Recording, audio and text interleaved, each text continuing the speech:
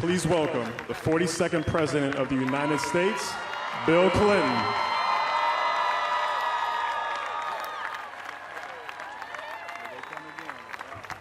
Thank you. Mr. President, Mrs. Obama, President Carter, Vice President Biden, Dr. Biden, I want to thank my great friend, Reverend Bernice King, and the King family for inviting me to be a part of this 50th observation of one of the most important days in American history. Dr. King and A. Philip Randolph, John Lewis and Bayard Rustin, Dorothy Height, Myrlie Evers, Daisy Bates, and all the others who led this massive march knew what they were doing on this hallowed ground. In the shadow of Lincoln's statue, the burning memory of the fact that he gave his life to preserve the Union and end slavery, Martin Luther King urged his crowd not to drink from the cup of bitterness,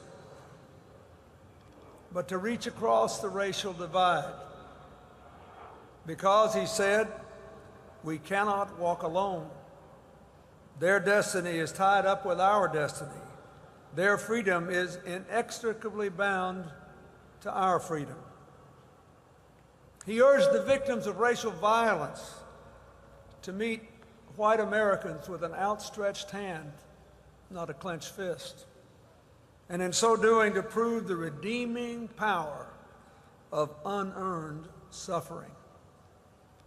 And then he dreamed of an America where all citizens would sit together at the table of brotherhood, where little white boys and girls and little black boys and girls would hold hands across the color line, where his own children would be judged not by the color of their skin, but by the content of their character.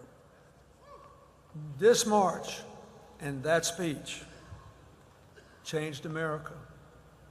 They opened minds, they melted hearts, and they moved millions, including a 17-year-old boy watching alone in his home in Arkansas. It was an empowering moment, but also an empowered moment.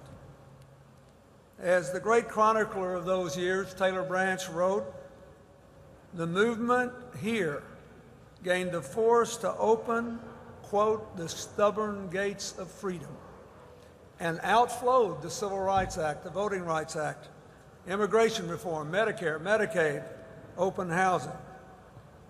It is well to remember that the leaders and the foot soldiers here were both idealists and tough realists. They had to be. It was a violent time. Just 3 months later, we lost President Kennedy. And we thank God that President Johnson came in and fought for all those issues I just mentioned. Just 5 years later, we lost Senator Kennedy. And in between there was the carnage of the fight for jobs, freedom, and equality. Just 18 days after this march, 4 little children were killed in the Birmingham church bombing. Then there were the Ku Klux Klan murders, the Mississippi lynchings, and a dozen others, until in 1968, Dr. King himself was martyred, still marching for jobs and freedom. What a debt we owe to those people who came here 50 years ago.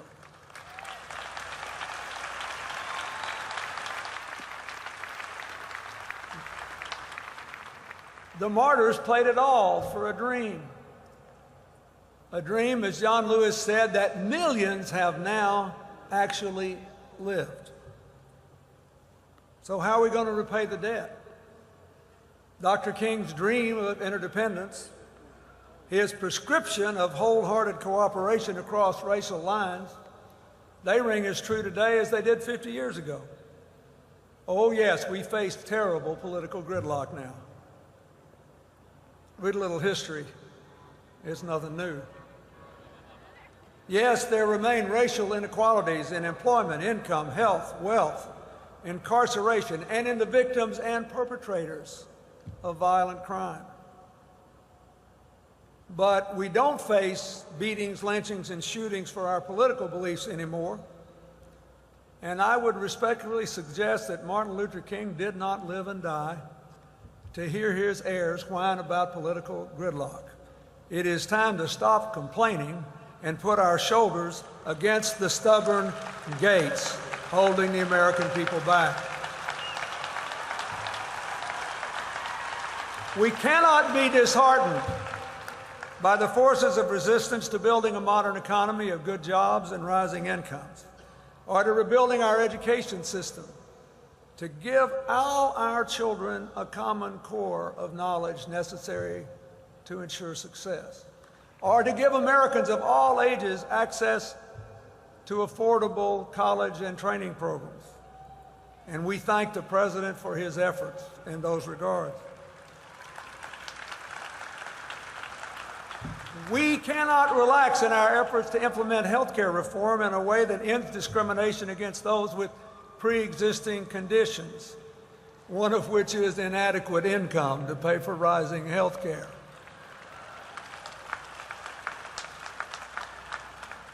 A health care reform that will lower costs and lengthen lives.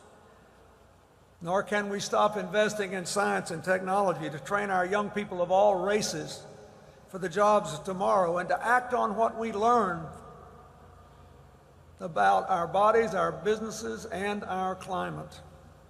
We must push open those stubborn gates. We cannot be discouraged by a Supreme Court decision that said we don't need this critical provision of the Voting Rights Act because look at the states. It made it harder for African Americans and Hispanics and students and the elderly and the infirm and poor working folks to vote. What do you know? They showed up, stood in line for hours, and voted anyway. So obviously we don't need any kind of law. But a great democracy does not make it harder to vote than to buy an assault weapon. We must open those stubborn gates. And let us not forget that while racial divides persist and must not be denied, the whole American landscape is littered with the lost dreams and dashed hopes of people of all races. And the great irony of the current moment is that the future has never brimmed with more possibilities. It has never burned brighter in what we could become if we push open those stubborn gates, and if we do it together.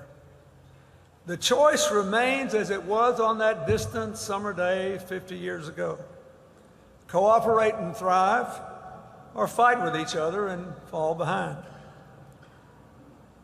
We should all thank God for Dr. King and John Lewis and all those who gave us a dream to guide us. A dream they paid for, like our founders, with their lives, their fortunes, their sacred honor. And we thank them for reminding us that America is always becoming, always on a journey. And we all, every single citizen among us, have to run our lap. God bless them, and God bless America.